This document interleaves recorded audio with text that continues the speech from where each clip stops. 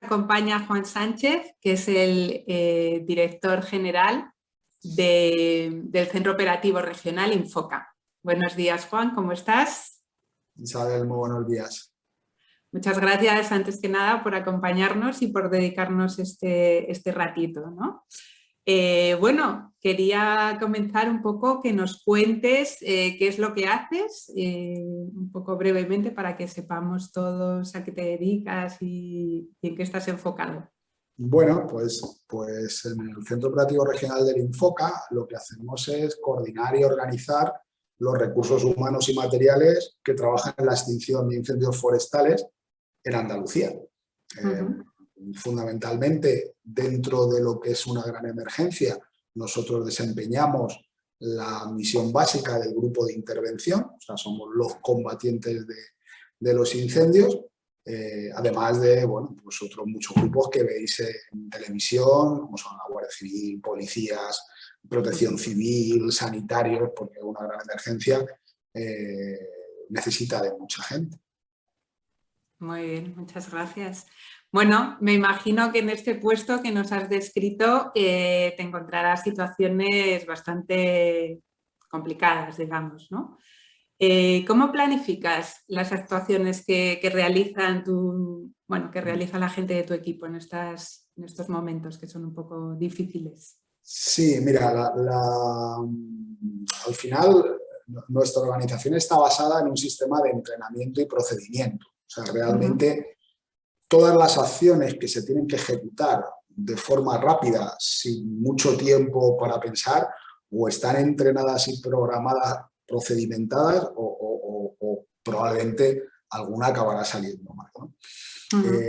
Nosotros trabajamos con un sistema que ya incorporó España y que proviene del Instituto Forestal Americano, del Forest Service, que es el Incident Command System o Sistema de Manejo de Emergencias.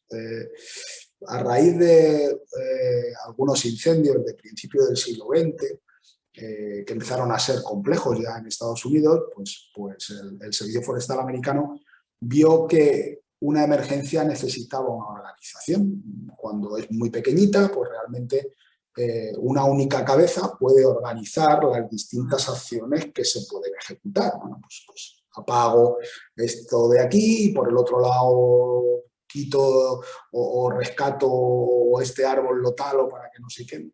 Pero claro, a medida que empieza a intervenir gente y que hay muchos elementos vulnerables, pues necesitamos una programación. Y este sistema de manejo de la emergencia está basado en lo que llaman las distintas secciones básicas del incendio, de tal manera que hay una sección de operaciones que se encarga de las operaciones, una sección de planificación que se encarga de planificar y luego una tercera sección que se encarga de la logística. Y a su vez la sección de operaciones se subdivide en distintos sectores de intervención que se van aumentando cuando la emergencia empieza a ser muy grande o para mucho terreno. Luego todo eso se complica más con medios aéreos por un lado, maquinaria pesada, evacuaciones.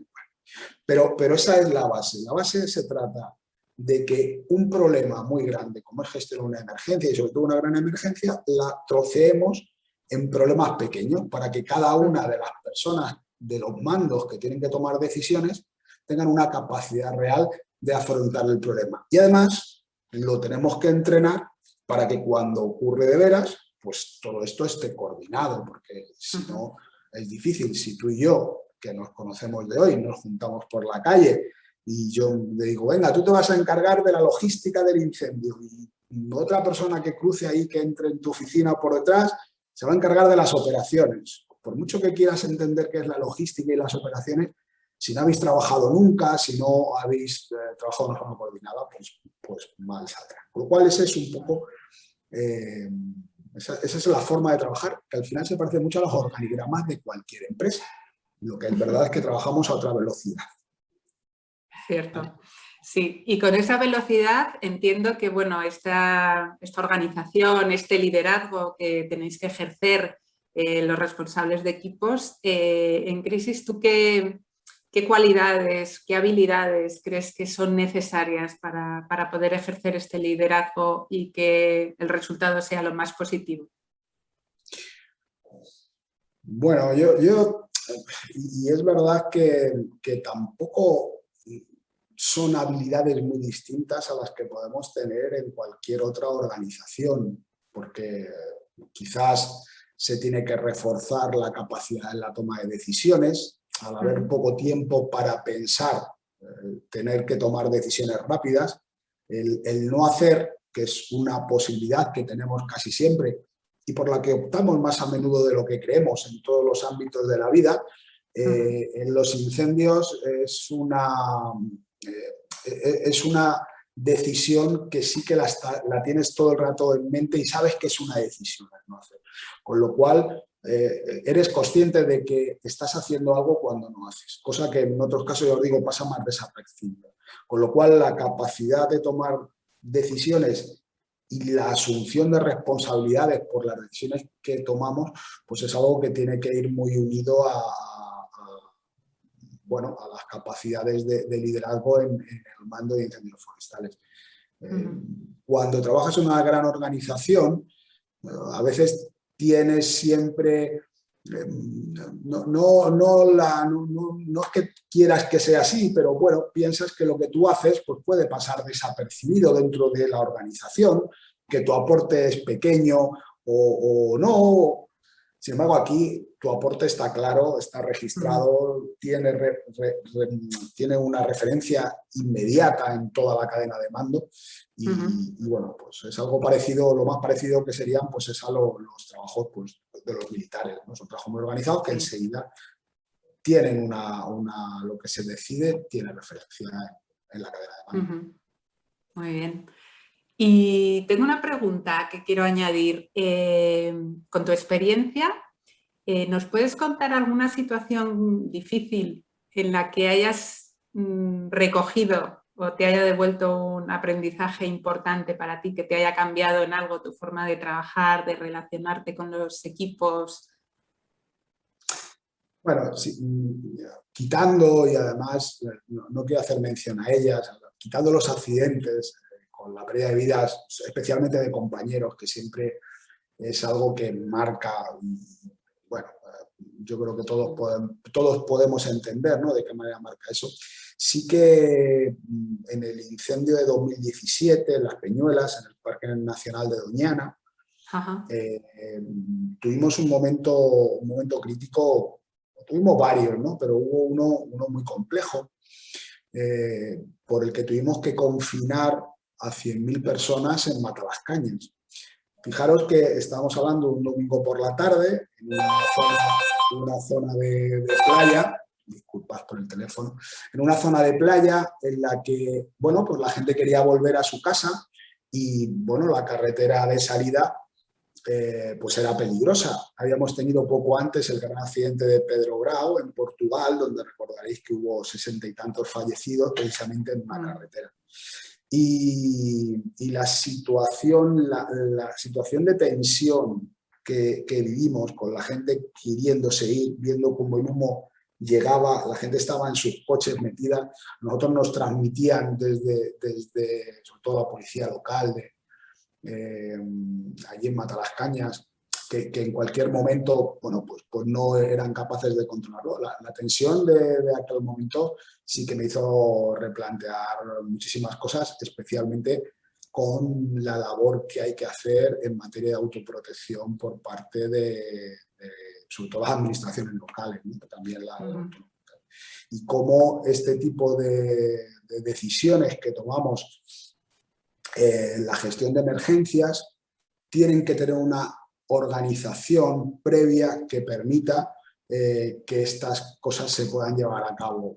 Por ejemplo, el que los edificios estén lindando con el monte, el que no haya zonas de seguridad, el que nos pone a todos en riesgo de una forma demasiado frecuente. Entonces, en ese momento, tener tantas personas confinadas y además en una situación de estar a punto de que se desate el pánico es algo de lo que recuerdo con los pelillos todavía un poquito tiesos. Me lo puedo imaginar. Bueno, pues sí, esas, y luego, bueno, pues al final en anécdotas y dificultades en un trabajo como este, pues surgen muchos. Pero, insisto, a mí me gusta que se entienda que para nosotros es un trabajo, como puede ocurrir en el vuestro, en la organización de coaching o en una empresa que fabrique tornillos. O sea, si es que al final son todo procesos, procedimientos, relaciones humanas, relaciones sociales, entrenamiento y... Bueno, somos una empresa en la que, como en todas los servicios, los recursos humanos son fundamentales, pero en la nuestra muchísimo más, porque al final esa organización de equipos y ese trato para salvar la vida y los bienes de la gente en muy poco tiempo, pues es muy importante. Muy bien. Bueno, te quiero hacer una última pregunta para acabar, que es con tu trayectoria, ¿no? Con tu experiencia. Si a partir de aquí, de este momento, pudieras decidir por ti mismo qué hacer y qué no hacer, ¿cuáles serían esas decisiones? Vale, jubilarse no vale, ¿no? No te refieres a ese tipo de decisiones. Creo que nos dice la ley que cada vez un poco más tarde. Ahí está fastidiadilla. Bueno, pues, hombre,